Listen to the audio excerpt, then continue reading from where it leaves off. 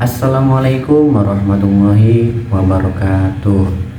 Halo pemirsa semuanya, kembali lagi bersama saya Muhammad Nabil Al-Faid pada Learning Journal kita kali ini. Pada Learning Journal ketiga kita kali ini, kita akan membahas sedikit materi dari pertemuan minggu kemarin. Nah, mungkin langsung saja. Pada pertemuan minggu kemarin, kuliah kita itu dilaksanakan secara offline atau tatap muka di dalam kelas. Pada pertemuan tersebut, sebelum masuk materi, mengingat mata kuliah kita kali ini yaitu teknik reportase dan investigasi berita, kelas kita itu diawali dengan sebuah praktek yang dimana pada minggu kemarin itu sudah mulai dari kelompok 1, dan kelompok 1 itu membawakan sebuah berita atau liputan yang dimana di dalamnya itu yang pertama ada news anchor, kemudian ada presenter juga, kemudian ada kameramen dan supporter timnas. Mengingat tema yang dibawakan oleh kelompok 1 itu tentang pertandingan sepak bola timnas Indonesia versus Cina atau apa. Nah, setelah semuanya selesai, kemudian masuk ke dalam materinya, yaitu yang pertama tentang informasi dan interview dalam berita. Nah, mungkin langsung saja kepada pembahasan pertama, yaitu tentang ada dari wawancara. Nah, apakah wawancara itu sama dengan reportase? Jawabannya itu tidak ya, tidak sama wawancara dengan reportase itu. Nah, kalau reportase itu dia lebih memiliki ruang lingkup yang jauh lebih luas daripada wawancara, sedangkan wawancara merupakan salah satu jenis dari reportase itu. Nah, sedangkan wawancara itu merupakan salah satu jenis dari reportase, atau untuk pengertiannya sendiri itu kurang lebih adalah proses pencarian data berupa pandangan ataupun pendapat ataupun opini dari seseorang yang akan digunakan sebagai salah satu penulisan karya jurnalistik. Nah, kemudian kita lanjut saja ke materi selanjutnya, yaitu ada dari interview. Nah, interview adalah teknik wawancara yang dilakukan oleh seorang penanya, entah itu wartawan maupun reporter, kepada seorang narasumber yang membahas suatu topik atau permasalahan yang sedang terjadi gitu. Bebas, entah itu tergantung kondisionalnya aja.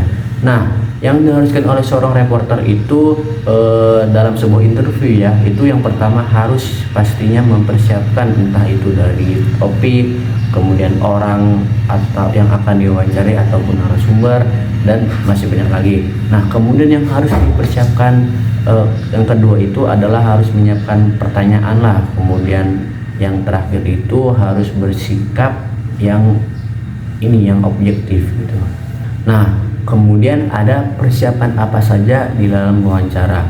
Nah, persiapan yang ada di dalam wawancara itu yang pertama ada menguasai masalah, kemudian selanjutnya atau yang kedua itu ada menentukan arah permasalahan, kemudian ketiga itu menentukan narasumber, kemudian mengenal sifat narasumber, kemudian itu membuat janji dengan narasumber, dan masih banyak lagi. Nah, kemudian kita lanjut saja kepada materi selanjutnya, yaitu ada dari bentuk-bentuk wawancara.